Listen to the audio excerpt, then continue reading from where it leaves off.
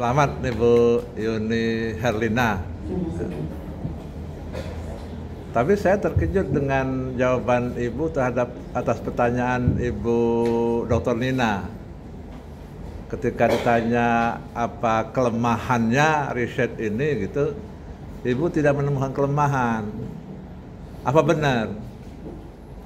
Iya Prof, sampai hari ini kalaupun ada kelemahannya itu menurut saya itu bisa dicarikan solusinya gitu, Prof. Ya disitulah berhalanya. Di muka bumi ini apapun juga yang sudah dianggap perfect pasti punah. Itu prinsip itu ya. Makin banyak kelemahan, makin terbuka ruang perbaikan. Dulu kita ada pager, sebentar sekali punah. Rame sekali Nokia, punah dia. Rame sekali BlackBerry, punah dia. Gitu. Aplikasi juga sama. Di era Proramba, di era saya mengenal dulu Roadstar, C-Writer, Prof ya. Gitu. Karena tidak berinovasi punah. Yang bertahan justru MS Word. Yang bertahan justru Nokia. Bukan Nokia, Samsung. Gitu. Jadi yang perlu apapun juga di muka bumi ini, kalau tidak terbuka lagi ruang perbaikan, itu mengandung makna bahwa dia sudah perfect. Dan itu pasti ketinggalan zaman. Karena teknologi informasi khusus bidang pendidikan itu berubah setiap 36 bulan.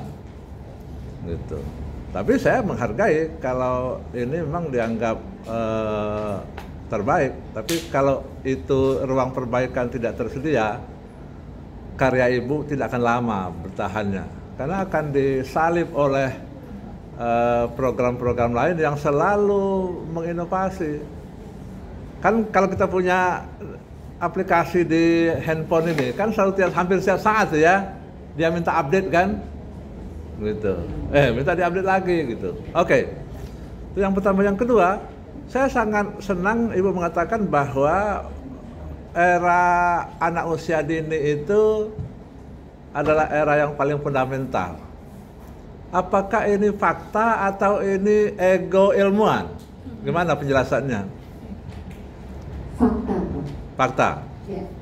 Kalau ini fakta, apakah Ibu punya catatan bahwa orang-orang yang hebat di muka bumi ini adalah mereka yang pernah menempuh pendidikan di pendidikan anak usia dini? Oke, izin Coba ditunjukkan kalau memang benar gitu. Baik. Terima kasih Pak. Jadi sebenarnya pendidikan anak usia dini itu kita tidak bicara tentang lembaganya Pak. Tidak bicara tentang PAUD-nya, tidak bicara tentang TK-nya, kelompok bermainnya. Tapi adalah bagaimana stimulasi yang diberikan kepada anak tersebut. Baik itu di dalam keluarga, di lingkungan masyarakat, maupun di lingkungan sekitar anak itu bermain. Misalnya dalam sebuah keluarga, ketika ada orang tuanya yang mensupport anaknya, memberikan cinta dan kasih sayang kepada anak-anak itu, walaupun mungkin anak itu tidak dititipkan di satuan pendidikan, tapi orang tuanya tahu cara menstimulasi anak, tahu cara mengasuh dengan baik, artinya anak itu sudah mendapatkan pendidikan terbaik. Baik. Tapi bagaimana transformasi PJBL pada orang yang memang tidak memahami sama sekali? Gitu. Dia mendidik anak itu melalui proses yang alami. Kayak ayah ibu saya, lu punya 10 anak gitu. Dia nggak punya ijazah SD ibu saya gitu. Alami banget gitu. Tapi jangan-jangan melebihi PJBL. Gitu kan? Oke, baik.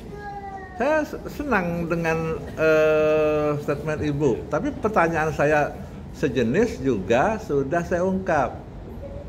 Sekarang itu ada tren masyarakat kan sangat bangga menyekolahkan anak itu di sekolah-sekolah mahal gitu ya.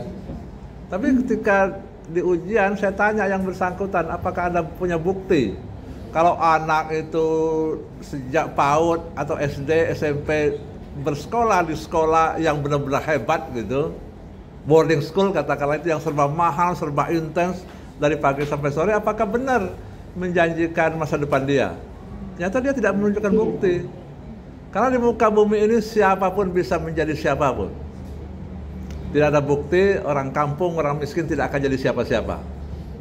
Jika tidak ada bukti orang kaya, ya enggak, orang perkotaan akan menjadi siapa saja. Di muka bumi ini Tuhan tuh adil, siapapun bisa jadi siapapun gitu.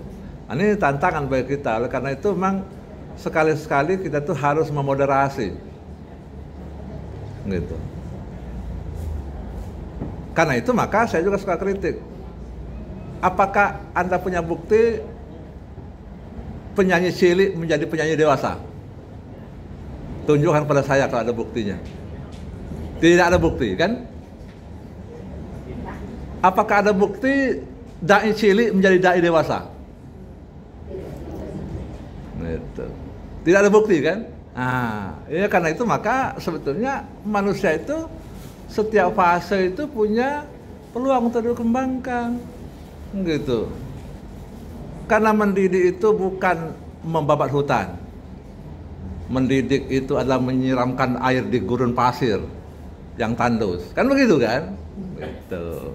Dan juga mendidik itu bukan mengalirkan bejana, air ke bejana, tapi justru membakar api. Dan api itu kalau mau dibakar tuh harus disilang-silang gitu. Nah, kebanyakan kita ini kepatuhan tuh menjadi luar biasa hebat gitu. Kalau anak tidak patuh itu berarti itu dia nanti akan mengalami deviasi. Padahal kepatuhan itu bukan tujuan pendidikan. Tidak akan ada kata patuh dalam tujuan pendidikan. Dan kreativitas, inovasi, segala macam perkembangan yang optimum dan seterusnya. Baik. Saya ingin tanya, mengapa ini kognitif yang menjadi sasaran ibu, ya? Ya, terima kasih. Jadi kognitif ini merupakan salah satu aspek perkembangan anak yang sebenarnya bila dikembangkan secara utuh dan menyeluruh itu menjadi modal dasar bagi anak ketika ia dewasa nanti. Karena kognitif ini adalah kemampuan berpikir, kemampuan daya ingat, kemampuan bagaimana anak mengelola fakta-fakta yang ada di lingkungannya sehingga menjadi sesuatu dan anak mampu memecahkan masalah dengan berpikir, dengan menggunakan logika dia ketika dia menemukan masalah di masa dia yang akan datang. Jadi menurut saya kognitif ini merupakan aspek yang cukup penting dikembangkan kepada anak usia dini sejak awal. Iya, karena pola pikir kita itu masih pola berpikir masyarakat negara berkembang atau negara terbelakang. Jam belajar harus banyak sekali kan supaya berkualitas, tidak? Tapi lihat kisah-kisah di Australia, orang tua itu lebih cemas anak itu kalau tidak siap antri, bukan tidak siap belajar matematik. Itu di Australia itu, gitu. Kalau ibu pernah ke Belanda itu kan di PAUD itu ada pintu-pintu kecil dan anak itu harus lewat pintu itu. Dan pintu itu hanya bisa lewat satu orang. Tidak bisa dia mau memotong yang lain karena pintunya kecil sekali. Itu dia latih budaya antri, makanya bule itu antrinya tertib sekali. Gitu. Lalu dia pada saat dia duduk di ruang ditaruh benda itu mirip, tapi ada ciri. Gitu. Dan masing-masing harus mengenali benda milik dia. Nanti dihamburkan sama gurunya itu, lalu anak berebut, gitu. Lalu dia diminta, coba tunjukkan barang yang kau pegang bukan milik Anda, gitu. Dia kayak gini aja misalnya, atau juga tapi dia diberi tanda putih, tanda kuning apa gitu. Dan anak itu harus mengembalikan, gitu. Itu latihan kejujuran. Makanya di Eropa itu udah sulit sekali mendengar berita korupsi. Siapapun juga dia. Nah, latihan-latihan begitu gitu loh. Jangan-jangan karena kita ini PAUD kognitif yang ditempa gitu, bukan karakter gitu. Dan memang kalau saya boleh kritik ini Prof. Sahirman, kita tuh mengajarkan karakter juga itu salah juga menurut saya. Karena banyak orang tuh kan ketika mendengar karakter itu larinya ke agama. Gitu. Kalau bicara moral itu larinya ke agama. Boleh, saya setuju saja agama menjadi basis moral. Tapi salahnya besar. Mengapa? Karena banyak manusia itu menyalahgunakan kemahakuasaan Tuhan. Kan begitu kan? saya curi nanti. Dosa Pak, tapi Tuhan Maha Pengampun katanya. Malam nanti aku tahajud minta ampun gitu kan, begitu kan? Kan begitu kan? Beda dengan psikologi. Kalau ibu mau mencuri barang saya, wah, saya akan curi barang Pak Darwan. Dia mikir dia, tapi dicuri itu sakit sekali. Pak Darwan akan mengatakan tidak ada ampun bagimu. Karena itu saya tidak mau mencuri. Karena orang tidak akan mengampuni kesalahan saya. Tapi kalau kepada Tuhan, Tuhan Maha Penyayang, Tuhan Maha Pengampun. Makanya orang itu kan umrah lagi. Karena pulang dari umrah kan bersih kan. Maling lagi, balik lagi, korupsi lagi, umrah lagi, pulang bersih lagi. Sehingga tanah suci itu dianggap sebagai rinso atau mesin cuci. Kan begitu kan? Nah, karena itu maka mari kita coba untuk agak sedikit berpikir alternatif. Pertanyaan saya terakhir, Ibu mau jadi apa setelah doktor ini? Ya, terima kasih Pak.